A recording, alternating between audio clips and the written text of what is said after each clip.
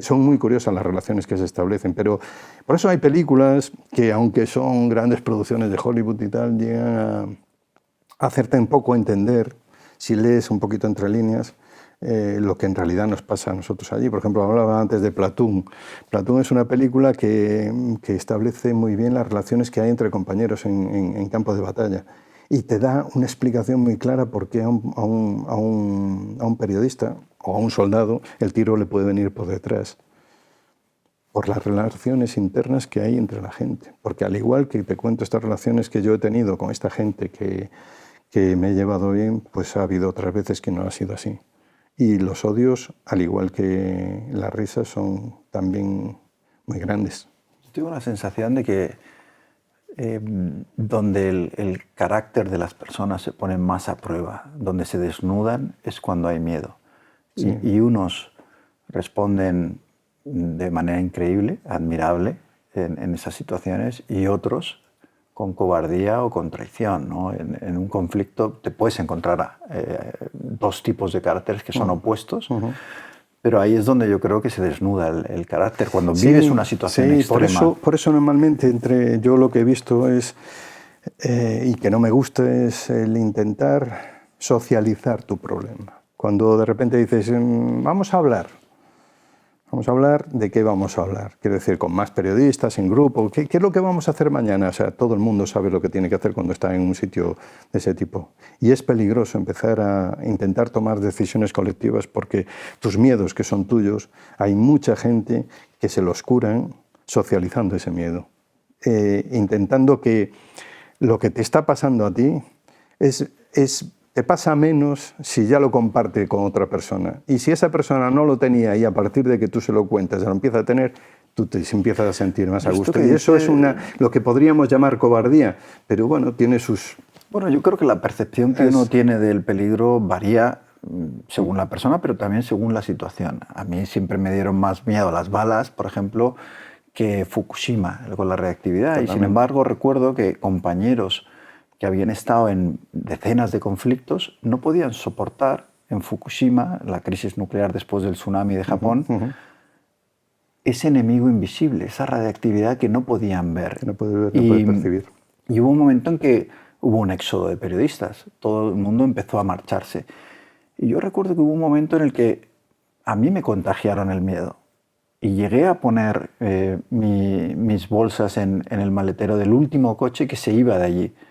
Y cuando ya iban a salir, me hice la pregunta, pero ¿mi miedo es por el que tienen ellos o es porque realmente yo lo siento?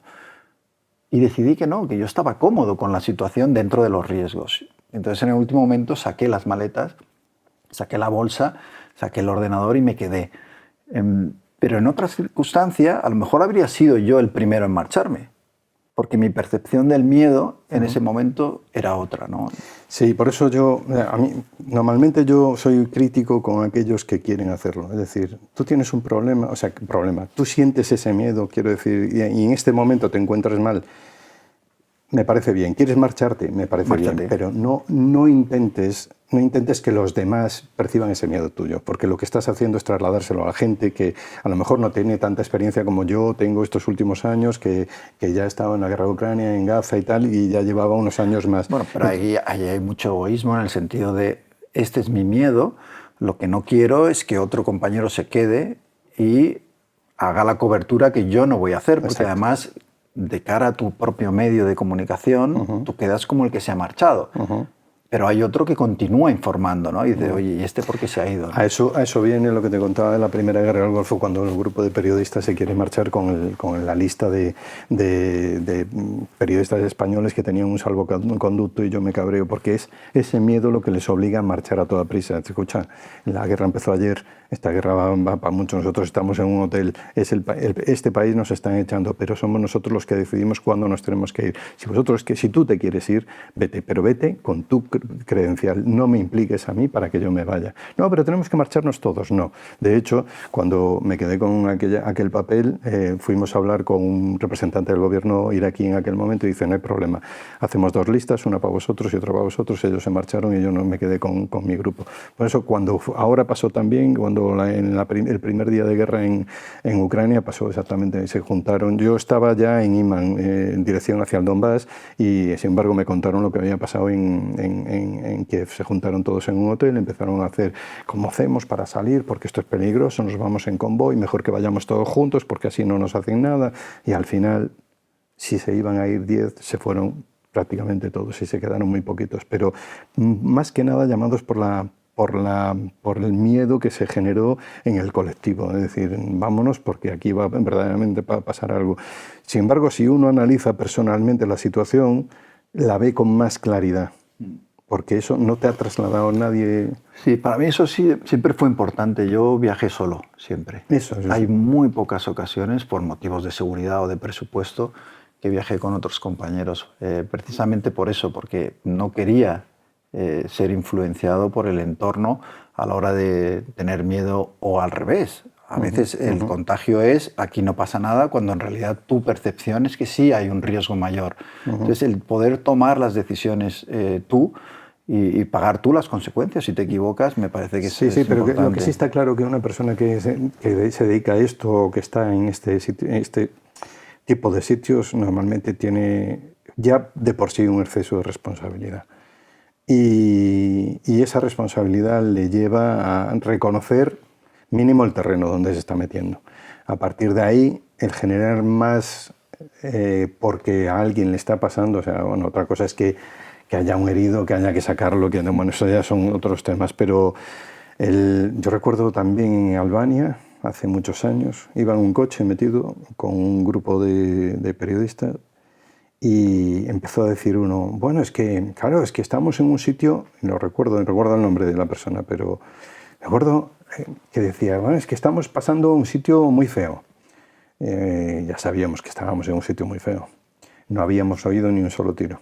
Bueno, pero es que pueden estar encima de esa loma, detrás de esta carretera, según estamos subiendo, es muy fácil. Porque le dice al conductor, espera un momento, vamos a pensarlo. Entonces, se paró el conductor un momento y se generó un pánico dentro del coche, como diciendo que delante de esa loma, digo yo, ¿pero dónde sacáis que delante de esa loma? Si llevamos subiendo lomas todo el rato desde hace una hora. Bueno, a lo mejor delante de esa loma había pasado, pero es que no teníamos ningún indicio que nos llevara a que en la loma, a 100 metros más allá, hubiera alguien y hubiera pegado tiro, porque además no habíamos oído ni un tiro, sabíamos que estábamos en una mala zona. Bueno, pues nos dimos la vuelta y nos fuimos. Es decir, la psicosis colectiva existe y entonces es la más peligrosa, yo creo, que en la guerra. Por eso creo que es muy conveniente para todos que se dedican a esto, y como consejo lo doy, yo ya que ya soy un poco mayor en esto, que uno se haga caso a sí mismo y se escuche a sí mismo profundamente e intente valorar siempre de una forma objetiva. Luego que tome las decisiones que cada uno quiera, porque cada uno tiene que tomar sus propias decisiones, incluso dentro de un mismo equipo. Pero si uno se quiere ir, me ha pasado en viajes que ha habido compañeros que dentro del equipo, como fue en Bagdad, que en Sarajevo también, me dejaron solo, pero porque había una persona que había tomado una decisión. En concreto en Sarajevo es para contarlo, porque es una decisión que le puede pasar a cualquiera de nosotros, a cualquiera. En Sarajevo fuimos un día a despedir a unas madres que los serbios dejaban salir en un autobús de madres y niños pequeños.